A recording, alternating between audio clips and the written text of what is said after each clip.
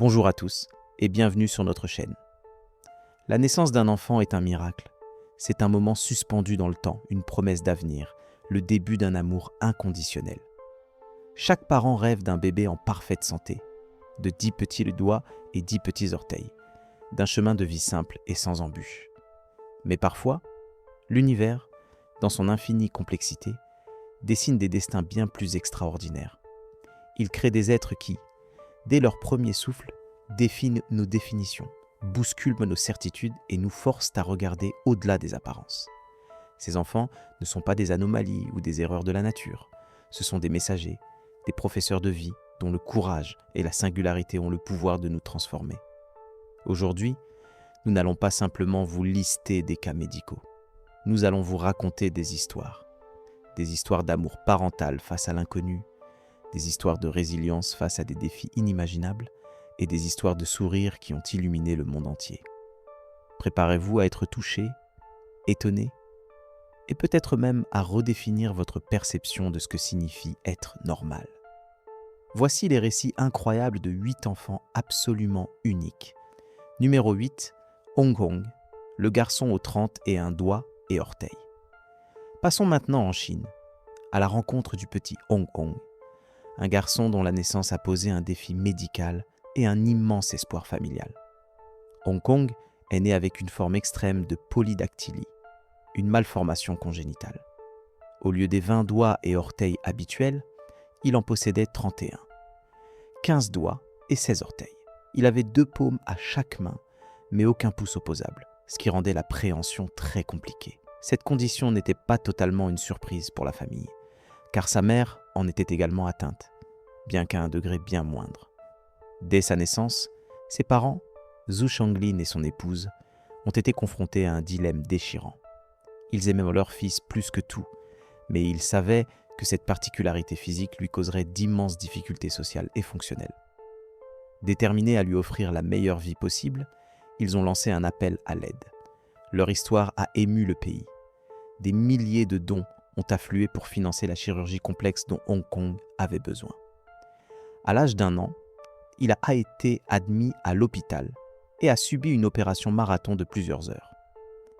Les chirurgiens ont dû faire un travail d'orfèvre, retirer les doigts et les orteils supplémentaires et, plus crucial encore, reconstruire des pouces fonctionnels à partir des doigts existants. L'opération a été un succès. Après des mois de rééducation, le petit Hong Kong a pu commencer à utiliser ses mains comme n'importe quel autre enfant. Son histoire est un témoignage poignant de l'amour parental, de la générosité collective et des miracles de la médecine moderne. Elle nous rappelle que derrière chaque condition inhabituelle, il y a un enfant qui aspire simplement à jouer, à apprendre et à être aimé. Numéro 7, Alice, la philologue de 2 ans.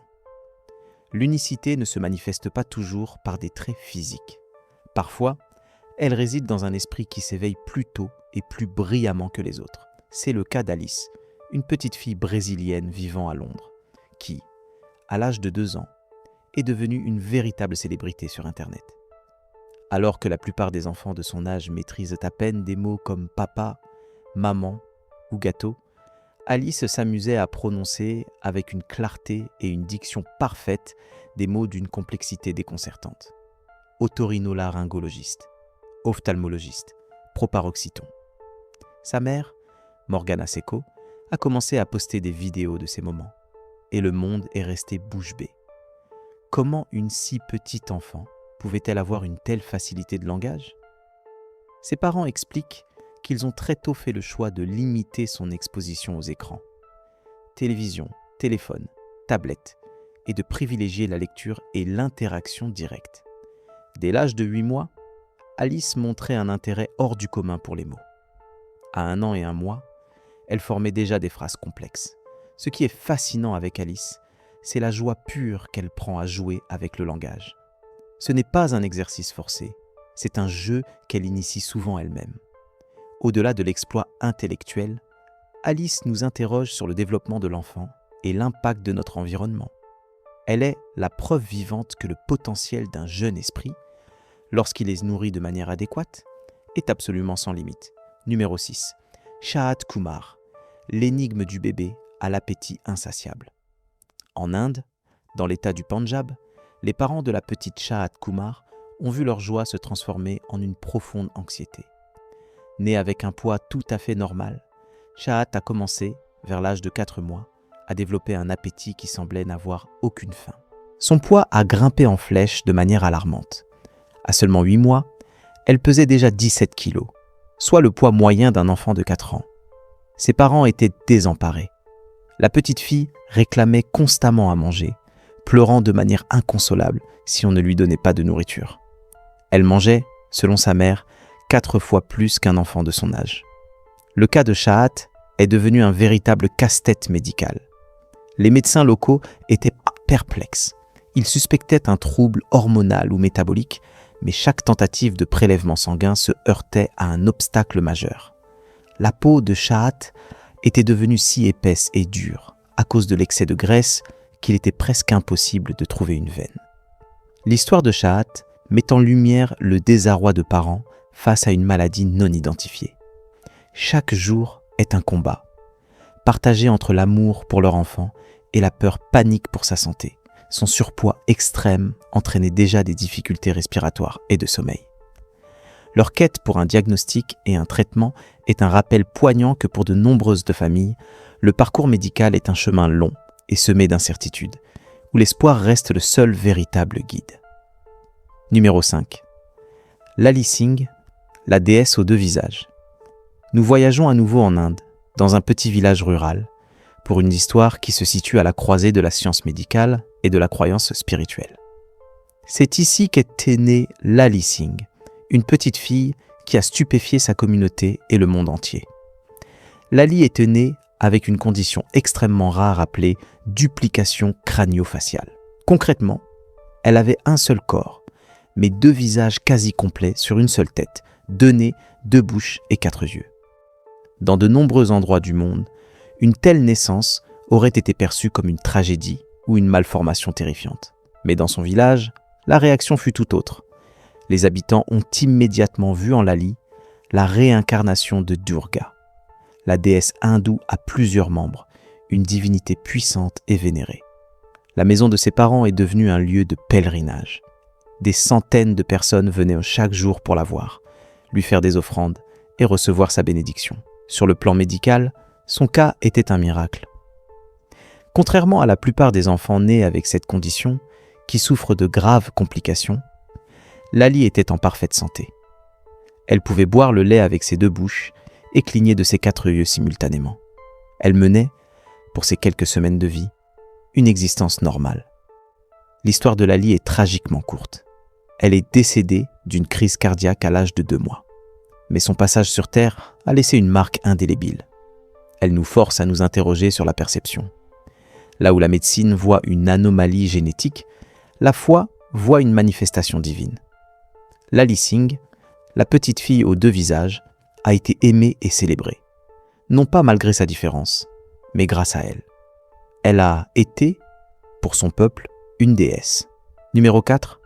Rona Begum, le sourire qui a vaincu l'impossible. L'histoire de Rona Begum est l'une des plus bouleversantes et des plus inspirantes que vous entendrez. Cette petite fille, du nord-est de l'Inde, est née avec une forme sévère d'hydrocéphalie, une accumulation de liquide céphalorachidien dans le cerveau.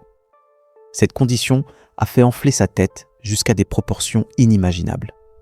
À son point le plus critique, la circonférence de son crâne mesurait 94 cm, soit près de 3 fois la taille normale pour un enfant de son âge. Le poids de sa tête l'empêchait de se tenir assise, de ramper, de bouger. Elle était prisonnière de son propre corps. Ses parents, d'une pauvreté extrême, n'avaient aucun moyen de payer les soins médicaux nécessaires. Les médecins locaux leur avaient dit qu'il n'y avait aucun espoir, mais c'était sans compter sur le pouvoir de la compassion humaine. Un photographe a publié des clichés de Rona, et son histoire a fait le tour du monde. Un élan de solidarité internationale s'est mis en place. Des dons ont afflué, permettant à Rona d'être admise dans un hôpital de New Delhi. Là, une équipe de chirurgiens a tenté l'impossible. Au cours d'une série de procédures chirurgicales complexes et risquées, ils ont drainé l'excès de liquide et réduit la taille de son crâne. Contre toute attente, Rona a survécu. Après les opérations, un changement miraculeux s'est produit. Pour la première fois de sa vie, la petite fille a souri. Elle a pu enfin bouger sa tête, s'asseoir, interagir avec ses parents. La transformation était spectaculaire. Bien qu'elle ait gardé des séquelles neurologiques, Runa a pu connaître une enfance que personne ne croyait possible.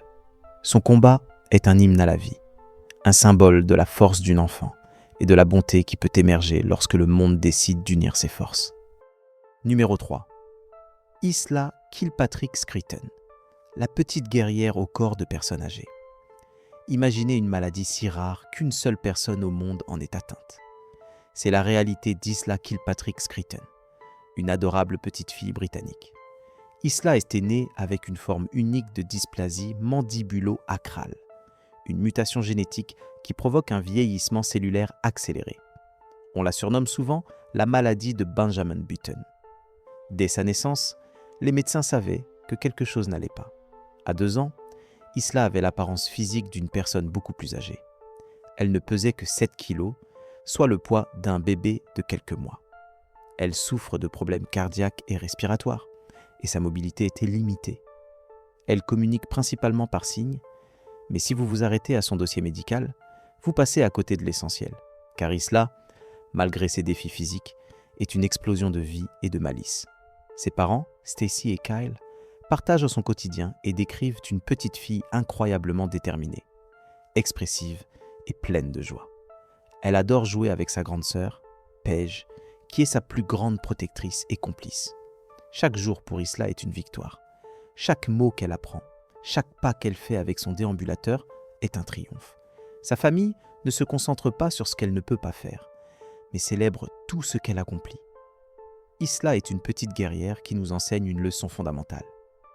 La vie ne se mesure pas en années ou en capacité physique, mais en moments de bonheur, en éclats de rire et en amour partagé.